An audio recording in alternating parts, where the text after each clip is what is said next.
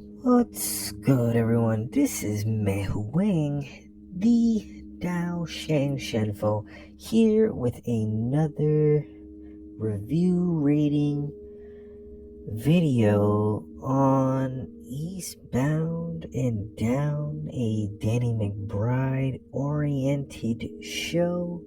Executively produced by Danny McBride and Will Ferrell. Will Ferrell does make appearances as well. In either instance, Eastbound and Down is like an Andrew Tate, Danny McBride epic movie fever dream. There is a narrative driven story, but it borders on the ridiculous, and at points where you're content with it, and you get used to it, it becomes quite horrendous at times. Like, what the fuck did I watch?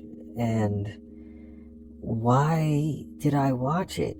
I honestly believe the literal end to the show is about season 3. Season 4 is like a blooper reel kind of season, taking the whole season into retrospect.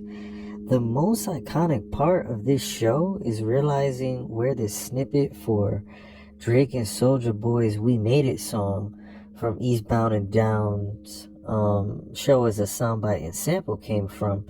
In this show, which is in like episode 5 of season 4, I think, the soundbite is iconic, and I don't know if it's just personal bias, but the soundbite is just as iconic as watching the show, as it was hearing it in the "We Made It" song.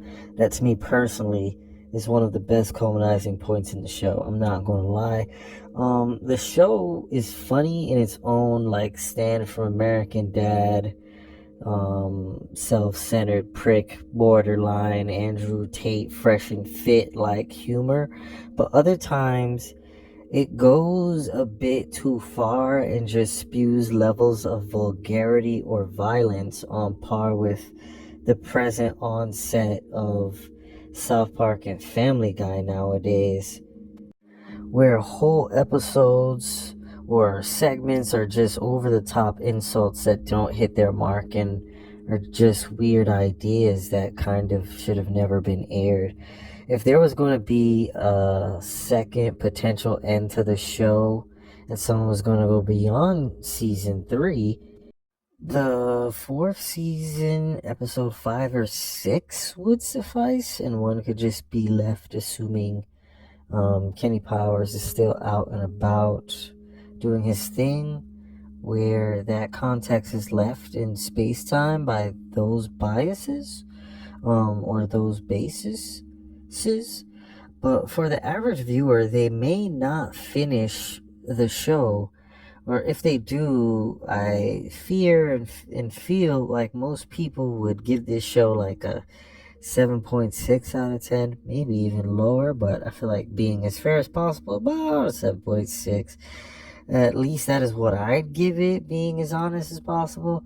Despite that, the show's allegorical sweet spot and recurring lesson is one centered around the ego, the id, and the super ego, and what living in these purported me-first centric oriented aspects of the self can bring when left unchecked, and what it can cost you and bring you at the expense of one's family, one's friends, and those any particular individual may hold dear.